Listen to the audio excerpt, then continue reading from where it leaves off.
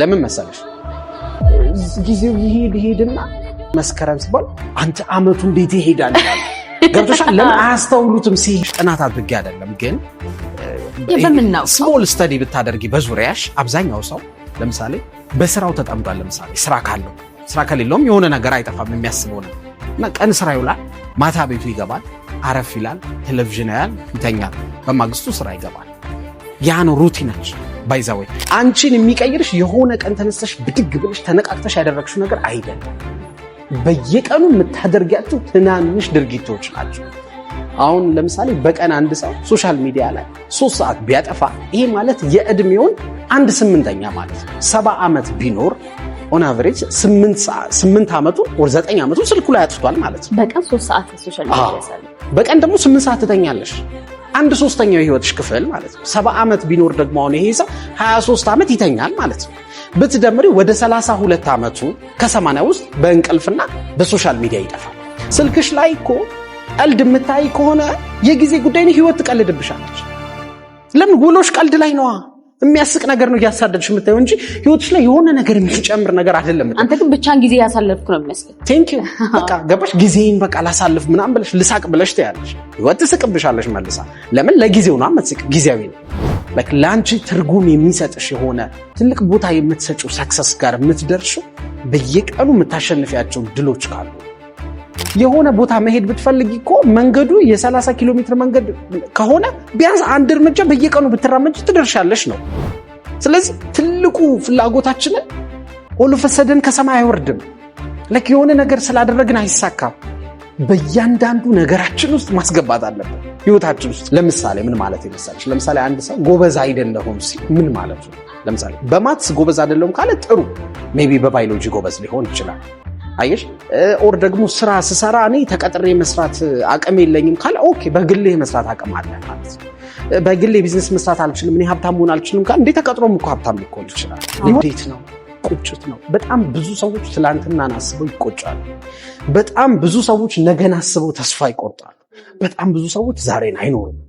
ወይ ትላንት ወይ ነገ ላይ ተቸንክረዋል። አሁን ከዚህ በኋላ ምን ባደርግ ነው ይሄንን ልቀለብሰው የምችለው? ለምክንያቱን አውቀሽዋል። አይሽ ዋናው መሰረቱን አውቀሽዋል።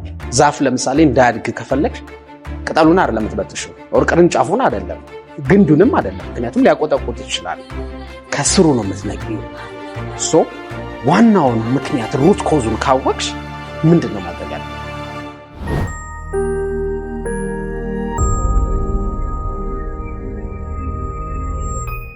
አብዛኛው ሰው አይተሽ ከሆነ ለጓደኛው ያውቅበታል።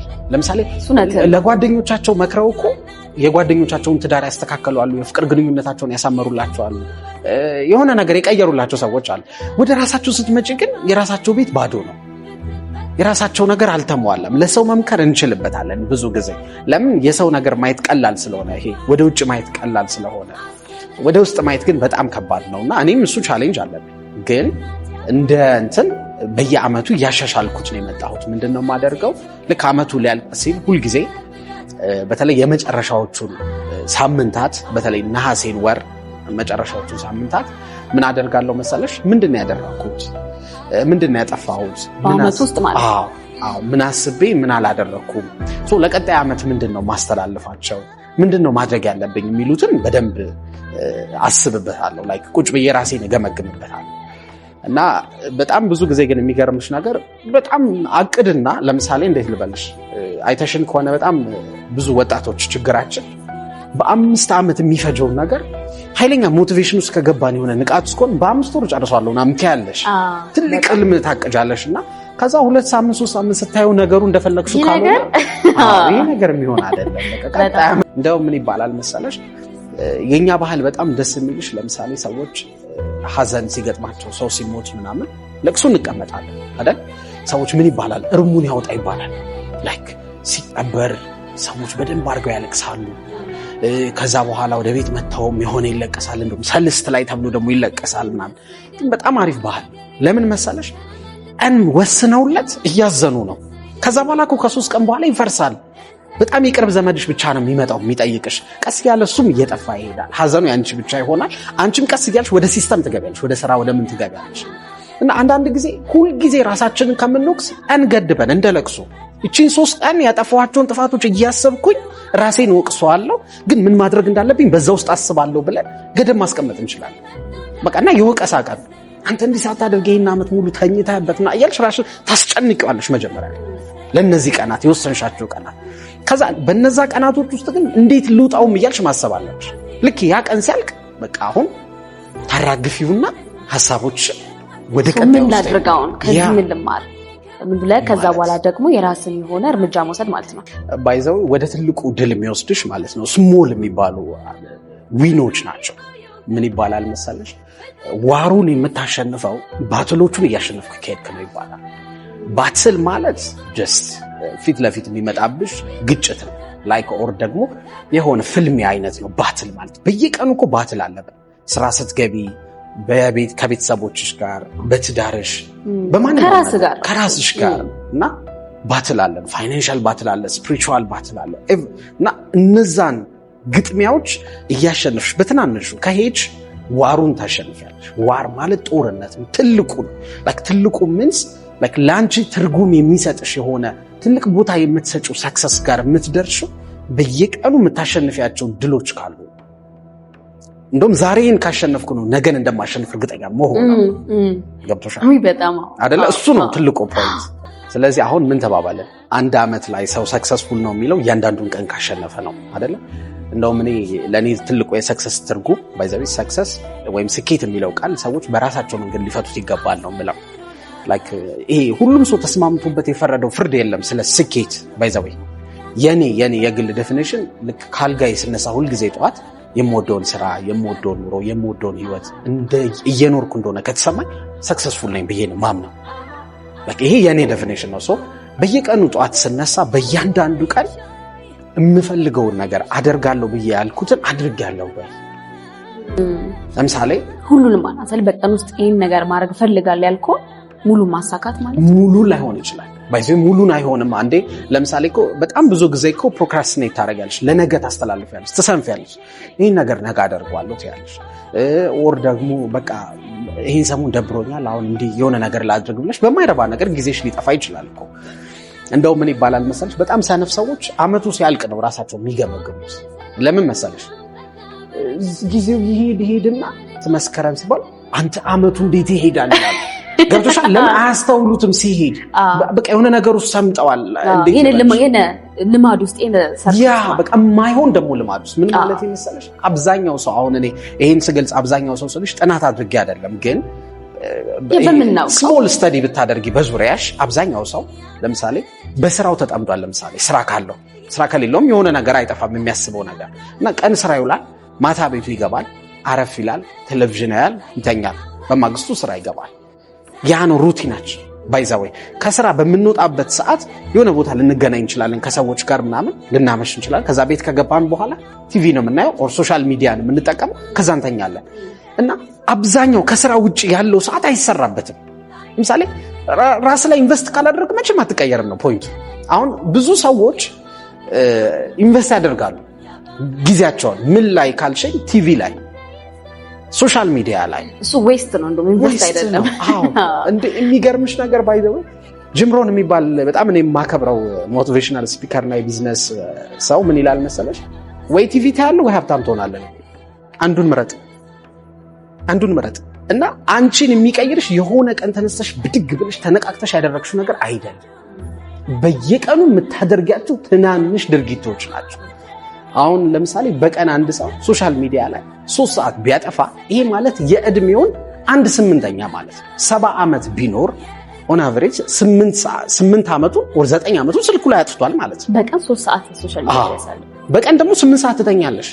1/3 የህይወትሽ ክፍል ማለት ነው። 70 ዓመት ቢኖር ደግሞ አሁን ይሄ ሰው 23 ዓመት ይተኛል ማለት ነው። ብትደምሪ ወደ 32 ዓመቱ ከ80 ውስጥ በእንቅልፍና በሶሻል ሚዲያ ይጠፋል።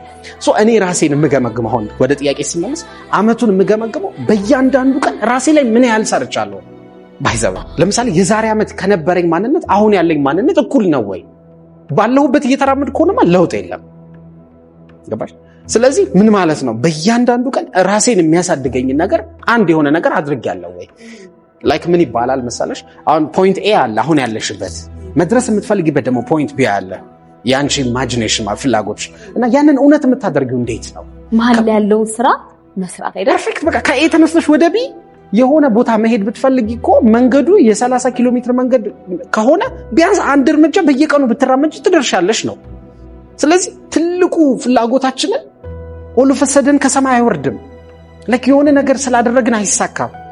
በእያንዳንዱ ነገራችን ውስጥ ማስገባት አለብን ህይወታችን ውስጥ። that's why ሰዎች ይነቃቃሉ። አንተ እኮ በጣም ነው የምታነቃቃኝ ይላሉ። እንትና እኮ በጣም ያነቃቃኛል፣ ስፖርቱን ጀመርኩት፣ ገንዘቡን ማስቀመጥ ጀመርኩት፣ ትምህርት ጀመርኩኝ፣ ቋንቋ እየተማርኩና ነው ይላል። ከሳምንት በኋላ ስትመጪ ከወር በኋላ ስትመጪ እኔ እኮ ይላል። ከዛ በእኛ ደግሞ ያሳብባል። እናንተ እኮ የምትወጉት ጊዜያዊ መርፌ እኮ ነው፣ አነቃቃችሁ ነፈሰባት ምናምን ነገር ይልሻል። ልክ እኮ ነው ባይዘ ፖይንት አለ። ግን ሞቲቬሽን አይደለም ህይወትሽን የሚቀይረው። ህይወትሽን የሚቀይረው አንቺ ለራስሽ የምትዘጪው ራስሽ ላይ የምትጭኙ ዓላማ ነው። የራስሽ ችግር ነው የሚያነቃቃሽ። ግን ግሮዝ ማይንድሴት የሚባላል እንደውም እሱ ነው የሚያስፈልገን ብዬ ነው የማስበው። ምንድነው ግሮዝ ማይንድሴት? ላይክ ምንም ነገር መቀየር ይችላል፣ ግን ስሩ ፕሮሰስ ነው። አሁን መሆን አለበት የሚል አስተሳሰብን ማውጣት ነው። ለምሳሌ ክሎዝ የሆነ ማይንድሴት ያላቸው ለምሳሌ በቃ አንድ ነገር ከተሰጠኝ ይሰጠኛል። ለምሳሌ በተፈጥሮ ነው ኤቭሪቲንግ የሚሰጠኝ ብሎ የሚያምኑ ሰዎች አሉ። ለምሳሌ ሀብት በተፈጥሮ ነው፣ ኦር ደግሞ ጉብዝና በተፈጥሮ ነው፣ የሰው ፍቅር በተፈጥሮ ነው። እኔ ሰው እንዲወደኝ አልተፈጠርኩም፣ እኔ እንደዚህ ሰርቼ እንዲሳካልኝ አልተፈጠርኩም። ብዙ አይነት ድምዳሜዎች አሉ። በተለይ ራሳችን ላይ ምንጭ ናቸው። ደካማ ጎናችን ከሆነ በቃ ይሄ ነገር እኮ በተፈጥሮ ለኔ አልተፈቀደም፣ እንዲህ ነኝ እኔ እኮ ልክ ነው። ግን ዝንባሌ ሊኖረን እኮ ይችላል። ግን ልንቀይረው ደግሞ የምንችላቸው ነገሮች አሉ። ለምሳሌ ምን ማለት ይመስላል? ለምሳሌ አንድ ሰው ጎበዝ አይደለሁም ሲል ምን ማለት ነው? ለምሳሌ በማትስ ጎበዝ አይደለሁም ካለ ጥሩ ሜቢ በባዮሎጂ ጎበዝ ሊሆን ይችላል። አየሽ? ኦር ደግሞ ስራ ስሰራ እኔ ተቀጥሬ መስራት አቅም የለኝም ካለ ኦኬ በግሌ መስራት አቅም አለ ማለት ነው። በግሌ ቢዝነስ መስራት አልችልም፣ እኔ ሀብታም መሆን አልችልም ካለ እንዴ ተቀጥሮም እኮ ሀብታም ሊሆን ይችላል። የሆነ ነገር ፈለግሽ አይደለ? ሰዎች ምን ይሉሻል? ተይ እንጂ እንደማ አትሞክሪው፣ ይሄ ላንቺ አይሆንም ምናምን ነገር እኔ ስለማቅ ነው ካንቺ ለነሽ ይበቃሻል እንደሆነ ማለት አንዳንዱ በቃ ይገፉሻል። ኑኑ ይቅርብሽ ምናምን ይሉሻል። እነሱ አሳክተውታል። እነዚህ ሰዎች ሲመክሩሽ አሳክተውት ከሆነ ባይዘው የስኬቱ መንገድ ነው የሚነግሩሽ። ካላሳኩት ግን ስለማያውቁት ጣዕሙን ሊያስቆሙሽ ይችላሉ። አይሽ እንደዚህ አይነት ሰዎች መስማት የለብሽም። ያለበለዚያ ማይንድሴትሽን ብሎክ ያደርጉታል።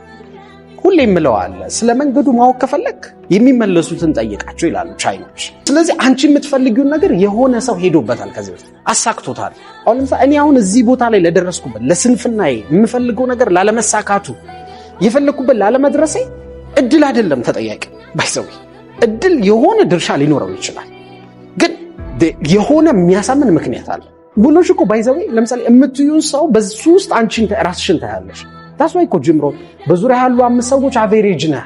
ከ5 ሰነፎች ጋር ከዋልክ 6ኛው ሰነፍ አንተ ነህ።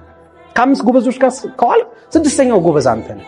ለምን ደጋግመሽ ከነዛ ሰዎች ጋር ስትይ የነሱን ወሬ ታወሪያለሽ፣ የነሱን ሐሳብ ታስቢያለሽ። የነሱ ህልም ያንቺ ህልም ይሆናል። ከዛ ምንድነው የሚፈጠረው? እነሱን መስለሽ ቁጭት ያለሽ። ካንቺ ከተሻሉስ ግን እንዳንቺ የሚሮጡ ህልም ያላቸው ምናምን ከሆኑስ እንደነሱ ታስቢያለሽ፣ እንደነሱ ህይወትን ትረጃለሽ፣ በእነሱ መንገድ መጓዝ ትጀምሪያለሽ፣ ሳታውቂው ትለወጫለሽ። ግን እነዚህን ሰዎች ከየት ላገኛቸው ነው የአብዛኛው ሰው ጥያቄ። እኔ ስራ ቦታ ላይ ያሉ ሰዎች ከኔ የሚሻሉ አይደሉም። አሁን አንተ የምትላቸው ነሽ ከ5 ሚሊዮነሮች ጋር ቆለ 6 ሚሊዮነሮች ከየት ላምጣቸው? እንደዚህ አይነት ጓደኛ ከየት ላምጣ? ማን ያስጠጋኛል እኔ አሁን ባለሁበት ስታተስ ይልሻል። እነሱም እኮ ከሚሊዮነር ጋር ነው የሚፈልጉት። ፐርፌክት። እነሱ ከሚሻላቸው ሰው ጋር መሆን የሚፈልጉት ሰው እኔ ምን ላድርግ ይልሻል። ባይዘይ ውሎ ፊዚካል ብቻ አይደለም። በጣም አብሮ መብላት፣ አብሮ መጠጣት፣ ቁጭ ብሎ ማውራት አይደለም። ውሎ የማይንድ ሴት ውሎ ነው። ለምሳሌ በቲቪ ይሄን ፕሮግራም የሚከታተል ሰው ከኛ ጋር እየዋለ ነው። በመንፈስ አግኝቶናል። በቃ እኮ አለቀ። ይሄ ነው፣ ሌላ ምንም እኮ አይደለም። ፊዚካል ፕሮሰስ መሆን አይጠበቅበት። ስልክሽ ላይ እኮ ቀልድ የምታይ ከሆነ የጊዜ ጉዳይ ነው። ህይወት ትቀልድብሻለች። ለምን? ውሎሽ ቀልድ ላይ ነዋ። የሚያስቅ ነገር ነው እያሳደድሽ የምታየው እንጂ ህይወትሽ ላይ የሆነ ነገር የሚጨምር ነገር አይደለም። አንተ ግን ብቻን ጊዜ ያሳለፍኩ ነው የሚመስለው። ቴንክ ዩ በቃ ገባሽ። ጊዜን በቃ ላሳልፍ ምናምን ብለሽ ልሳቅ ብለሽ ትያለሽ። ህይወት ትስቅብሻለሽ መልሳ። ለምን? ለጊዜው ነው የምትስቅ፣ ጊዜያዊ ነው። የሆነ ቁም ነገር ግን ስታይ ቦሪንግ ነው፣ ያሰለቻል። ግን ለውጡ አሁን አይደለም።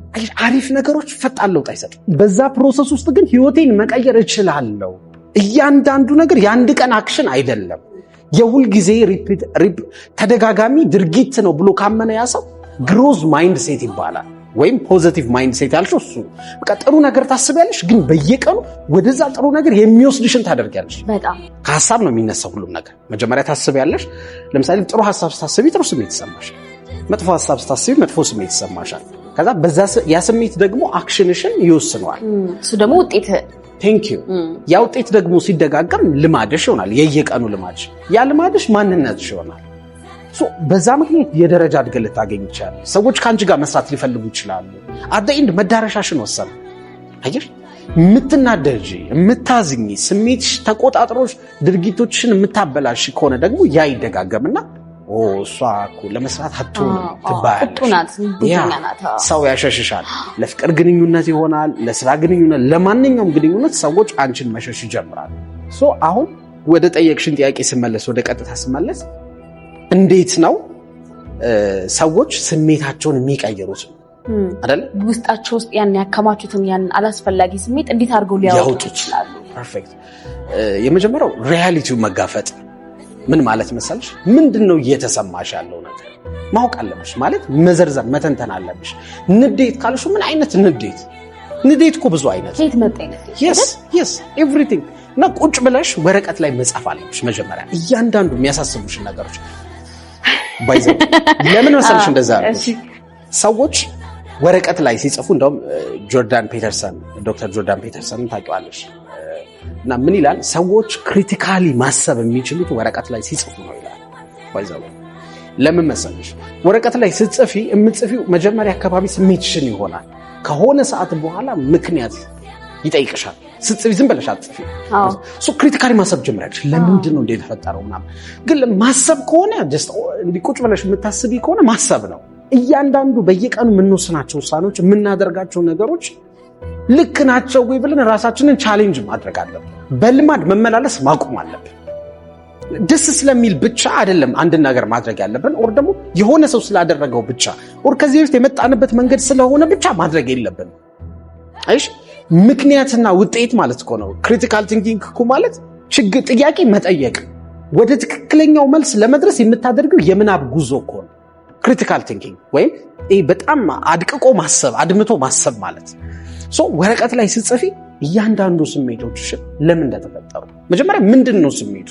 ንዴት ነው? ቁጭት ነው? በጣም ብዙ ሰዎች ትላንትናን አስበው ይቆጫሉ። በጣም ብዙ ሰዎች ነገን አስበው ተስፋ ይቆርጣሉ። በጣም ብዙ ሰዎች ዛሬን አይኖሩም። ወይ ትላንት ወይ ነገ ላይ ተቸንክረዋል። እሱን መጻፍ ቁጭት ነው? ንዴት ነው? ሐሳብ ነው? ጸጸት ነው? ምንድነው ህይወትን የተቆጣጠረ? እሱን ግለጽ። ብንችል እንደውም ስሜቱን በተቻለን አቅም ወርድ ባይ ወርድ ይሄ ጠቅለል አድርገን በቃ ጸጸት ነው ምናምን ሳይሆን የጸጸተኝ እንዲህ በመሆኑ አሁን ከዚህ በኋላ ምን ባደርግ ነው ይሄንን ልቀለብሰው የምችለው? ለምክንያቱን አውቀሽዋል። አይሽ ዋናው መሰረቱን አውቀሽዋል። ዛፍ ለምሳሌ እንዳያድግ ከፈለግሽ ቅጠሉን አይደለም የምትበጥሽው፣ ወር ቅርንጫፉን አይደለም፣ ግንዱንም አይደለም። ምክንያቱም ሊያቆጠቁጥ ይችላል። ከስሩ ነው የምትነቂው። ዋናውን ምክንያት ሩት ኮዙን ካወቅሽ ምንድነው ማድረግ ያለብሽ? ያኔ የሆኑ አክሽን ፕላኖች ታወጫለሽ። እንዲህ አደርጋለሁ። ከተቻለ ደግሞ የምትጽፊያቸው ነገሮች፣ ስሜትሽን ለመቀየር የምትጽፊያቸው ነገሮች የረጅም ጊዜ ፕላን መሆን የለባቸው። እንደውም ቢቻል መሆን ያለባቸው ሾርት ተርም ናቸው። ከነገ ጀምሮ የምታደርጊው ኦር አሁን ጽፈሽ እንደጨረሽ ወደ አክሽን እንድትገቢ የሚያደርጉሽን አክሽኖች መጻፍ አለብሽ።